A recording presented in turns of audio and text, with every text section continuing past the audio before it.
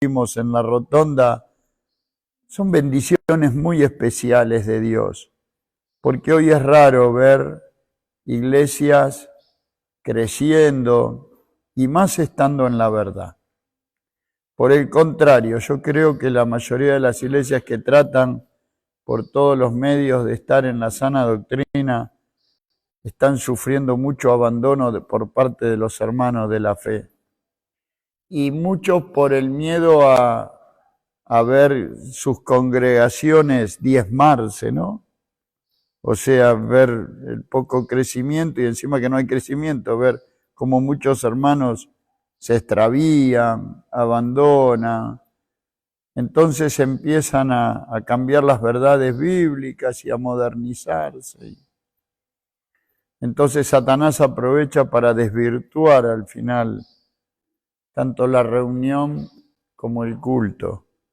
Y nosotros somos llamados a conservar la sana doctrina, a guardar la verdad. Toda esta verdad que nos fue confiada, Dios mañana nos va a pedir cuentas.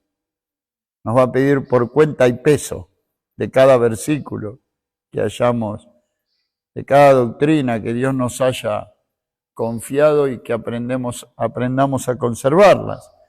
Como yo recién decía, en la oración, en nosotros no hay ni fuerzas ni sabiduría humana, por decir así, para cumplir con el ministerio que Dios nos encomendó. Pero sí nuestras fuerzas y nuestra sabiduría están en Dios. Entonces hoy más que nunca tenemos que depender en todo del Señor para poder llevar adelante todo y perseverar en la fe. Porque hoy lo difícil, ¿saben qué es? Es perseverar en la fe, es perseverar en la verdad, es comenzar y continuar, ¿no? Porque muchos abandonan, se cansan. Bueno, yo creo que lo que vamos a hablar hoy en cierta manera nos va a ayudar a esto. Abran en Jeremías, en el capítulo 35 de Jeremías. Ustedes saben que Jeremías fue un profeta que profetizó en los días cuando Israel había sido antes y después invadido por los babilónicos, porque la invasión que hicieron los babilónicos, o sea, Nabucodonosor, a Israel cuando fueron llevados cautivos las tribus de Judá y Benjamín a Babilonia, no fue una sola invasión. Fueron durante un plazo de varios años, de muchos años, pero en 3 oportunidades distintas. Pero a partir de la primera invasión, ya Dios puso en cuenta los 70 años que Él había determinado que Israel sería cautivo de Nabucodonosor. Y Jeremías se quedó profetizando entre los pobres del pueblo, entre los que quedaron, los que no fueron llevados cautivos. Y entre esos que quedaron hubo reyes que reinaron en ese tiempo. Uno peor que el otro era. Uno peor que el otro, realmente. Entonces, acá se nos relata algo que sucede, como Dios, en cierta manera, prueba la fe de aquellos que les pertenecen. Porque Dios, para probar nuestra fe, a veces nos pone en pruebas profundas. Porque una cosa es conservar la fe y la confianza en Dios mientras todo va bien. Pero cuando empiezan a desaparecer la tranquilidad y la paz, cuando parece que ya no tenemos en qué apoyarnos, en qué sostenernos y estamos dependiendo total y completamente de Dios y de la fe puesta en Él, entonces ahí vemos muchas veces tambalear esa fe. ¿Y acaso Dios no sabe lo que vamos a hacer? Claro que sí, pero Él quiere que nosotros lo sepamos, que nosotros nos demos cuenta de aquellas cosas por las cuales tenemos que corregir y aprender. Bueno, vamos al capítulo 35 a leer la historia de una familia que eran los hijos de Recab, los descendientes de Recab. Dice así: No sé si alguna vez estudiaron este capítulo, pero es muy particular. Dice así, palabra de Jehová, dice el capítulo. Voy a leer mucho, Palabra de Jehová que vino a Jeremías en días de Joacín, ¿ven? Hijo de Josías, rey de Judá. Joacín era hijo de uno de los reyes más piadosos que tuvo Israel. ¿Que quién fue? Josías. Sin embargo, Joacín fue un perverso. Un perverso, un perverso. Idólatra. Nada que ver con el padre. Y le dijo así, le dijo Jehová a Jeremías, ve a casa de los recabitas y habla con ellos e introdúcelos en la casa de Jehová, en el templo, en uno de los aposentos, y dales a beber vino. Tomé entonces a Hazanías, hijo de Jeremías, hijo de Abasinías, a sus hermanos, a todos sus hijos y a toda la familia de los recabitas, y los llevé a la casa de Jehová. Versículo 5. Y puse delante de los hijos de la familia de los recabitas tazas y copas llenas de vino, y les dije, bebed vino. O sea, hasta acá, todo lo que hace Jeremías es lo que le manda a quién. Dios. Lleva a los recabitas, los lleva a uno de los aposentos del templo, les manda a poner las tazas. El que lo llevaba era nada menos que uno de los profetas, o sea, el profeta, que en ese momento era el vocero de Dios. Entonces, una vez que le pone el vino, versículo 6, mas ellos dijeron, no beberemos vino. Porque Jonadab, hijo de Recab, nuestro padre, nos ordenó diciendo, no beberéis jamás vino, vosotros ni vuestros hijos, y escuches, ni edificaréis casa, ni sembraréis sementera, ni plantaréis viña, ni la retendréis, sino que moraréis en tiendas todos vuestros días para que viváis muchos días sobre la faz de la tierra donde vosotros habitáis. Y nosotros hemos obedecido, ahí subrayen, a la voz de nuestro padre Jonadab, hijo de Recab, en todas las cosas que nos mandó, de no beber vino en todos nuestros días, ni nosotros, ni nuestras mujeres, ni nuestros hijos, ni nuestras hijas, y de no edificar casa para nuestra morada, y de no tener viña, ni heredad, ni sementera. Moramos pues en tienda y hemos obedecido y hecho conforme a todas las cosas que nos mandó Jonadab, nuestro padre. Es interesante esto, porque estos recabitas eran los ceneos. Era una de las tantas familias que había. Si quieren ustedes, para tener un dato, vayan a siempre dejen la mano en Jeremías, vayan a Primera de Crónicas, capítulo 2, versículo 55. Primera de Crónicas, capítulo 2, versículo 55. Ahí justamente habla de los descendientes de Caleb. En el versículo 50 de Primera de Crónicas 2 dice, me habla de la descendencia de Caleb, era hijo de Ur, ¿se acuerdan? Ur era el que estaba junto con Aarón sosteniendo las manos de Moisés. Bueno, cuando llega al 55 dice, y la familia de los escribas que moraban en Jabes fueron los tirateos, los simeateos, los sucateos, los cuales son los ceneos, ¿ven? Que vinieron de Amat, padre de la casa de Recab. O sea que los ceneos eran descendientes de ¿quién? De Recab. Y Jonadab, este hombre, era el hijo de Recab. Y los descendientes fueron aquellos a quienes Dios probó y le dio órdenes a Jeremías de tomar a los hijos de Jonadab, hijo de Recab, llevarlos al templo, ponerles vino y que beban vino. Uno diría, ¿y qué tiene de malo eso? Y si uno lo mira, humanamente no tiene nada de malo. Aunque lo veamos bíblicamente, sabemos que el vino no es pecado siempre que cuando uno no se emborrache.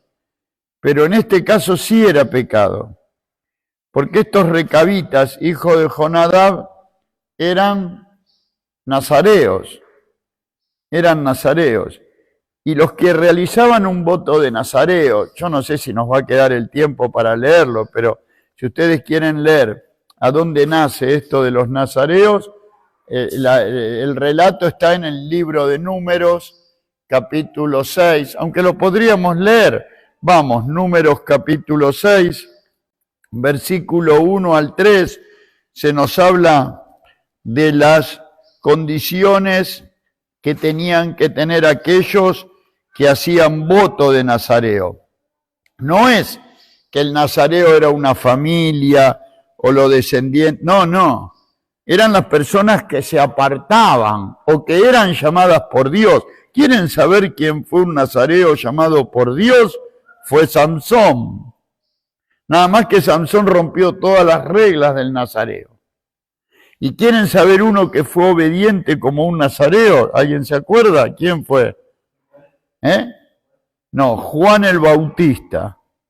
Juan el Bautista fue un nazareo apartado por Dios, desde el vientre de su madre. Pero después estaban las personas que hacían voto, que se apartaban para Dios. ¿Quién fue el nazareo por excelencia? El Señor Jesús. Él fue el nazareo por excelencia, ¿no?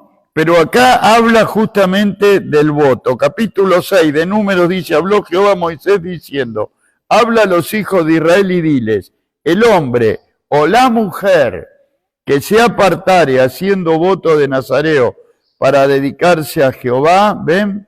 Se abstendrá de vino y de sidra. No beberá vinagre de vino ni vinagre de sidra, ni beberá ningún licor de uvas, ni tampoco comerá uvas frescas ni secas. O sea, todo lo que procedía ¿de qué? De la vid. ¿Por qué? Porque la vid es con el que se produce el vino, espiritualmente hablando y bíblicamente la vid es figura del gozo. Por eso cuando el Señor celebró la Pascua y después estableció el memorial de la cena del Señor, ¿qué le dijo a los discípulos? Tomad, repartidlo entre vosotros, porque yo no beberé más del fruto de la vid hasta que el reino de Dios se cumpla. Porque para el Señor, si el vino era figura del gozo, el Señor, espiritualmente hablando, y en lo profundo de su corazón no sentía ningún gozo por el hecho de tener que ir a la cruz, porque sabía que él iba a la cruz porque su pueblo le había rechazado. Él iba a la cruz para libertar al hombre de sus pecados. Él iba a la cruz para que la espada de Dios cayera sobre él, para poder abrirnos el camino a nosotros. Él no podía participar del gozo cuando él oraba al Padre y le decía, Padre, si es posible, pásame de mí esta copa. Por eso dice, no la beberé más hasta que se cumpla en el reino de Dios, hasta que todos los planes de Dios y luego del sacrificio y la glorificación y la restauración de todas las cosas, el Señor sí entonces podrá beber del fruto de la vid con su pueblo, celebrar el gozo de sus redimidos, ¿no? Pero hasta ahí no. Versículo 3, por eso se abstendrá, ¿ven? Y el 4 dice, y todo el tiempo de su nazareato, de todo lo que se hace de la vid, se abstendrá. Y hay otras cosas, que no se podían cortar el pelo, etcétera, pero que no va al caso ahora, ¿no? La cuestión que estos recabitas, estos hijos de Jonadab, habían sido apartados por su padre como nazareos. Y el padre es interesante, dice el versículo 6, mas nuestro padre, dice, el 6, mas ellos dijeron, no beberemos vino, porque Jonadab, hijo de Recab, nuestro padre, nos ordenó diciendo, no beberéis jamás vino, vosotros ni vuestros hijos. Ahora esto es interesante, porque escuchen, esa orden que había dado Recab, Jonadab, hijo de Recab, había sido 250 años atrás. 250 años atrás. Uno podría decir que estos jóvenes, estos hijos de Jonadab, frente a la orden de Jeremías, enviado por Dios a llevarlos al templo, a un aposento, a ponerles vino adelante y a decirles, bebed, bebed. Ellos podrían haber sido, sí, está bien, estos son los cambios. Lo que nos enseñó nuestro antepasado fue hace 250 años que traemos esta costumbre, esta obediencia. Pero es hora de ¿qué? De modernizarnos, es hora de cambiar. Sin embargo, no. Sin embargo, estuvieron dispuestos a que no, ellos sabían que no podían, no solo no beber vino, no solo, sino tampoco no podían edificar casas, no tener no tener plantaciones, porque ellos eran como extranjeros y peregrinos, estaban como de paso. Era una preciosa figura de lo que hoy es la iglesia también, a donde todos tendríamos que, por decir así, abstenernos de los goces del mundo, figura del vino, y de saber que en el mundo mientras estamos somos extranjeros y peregrinos, estamos de paso. Por eso qué notable es la reacción, la obediencia, que es algo que hoy es algo muy extraño, muy raro, y más entre los hijos. Hoy generalmente los hijos se rebelan contra los padres. Los hijos no siguen la enseñanza de los padres. Parece una palabra rara la de la obediencia hoy. Sin embargo, para los cristianos la obediencia es el principio de toda bendición. Y como yo dije, el conservar las cosas tal cual fueron escritas desde el principio. Para estos jóvenes el hecho de que eso haya sido enseñado hacía 250 años, para ellos seguía conservando la misma autoridad, el mismo valor, porque no pasaba por los años, sino pasaba por la obediencia. Y qué importante era para ellos la obediencia. Ellos podrían haber dicho, no, pero fue Jeremías quien nos mandó. Pero ellos tenían el deber ya de sus padres. Entonces, qué maravilloso, ¿no? Esto, porque inclusive estos recabitas, les cuento algo, como lo dije al principio, se tuvieron que mantener obedientes a ese voto de nazareos, se tuvieron que mantener obedientes bajo el reinado de reyes perversos, como fue Acab, como fue Manasés su hijo, como fueron Amón, hijo de Manasés, reyes perversos, reyes, ¿cómo se dice? Reyes que eran judíos, pero eran peor que los paganos. Pero como en medio de toda esa apostasía, como en medio de todo ese reinado de idolatría que invadió a Jerusalén, sin embargo, como Dios le había dicho un día a Elías, cuando Jezabel buscaba la cabeza de Elías y quería matarlo, y Elías le termina diciendo al Señor, Señor, yo solo he quedado y aún buscan mi vida, porque Elías parecía que todo lo que había hecho no había tenido ningún valor.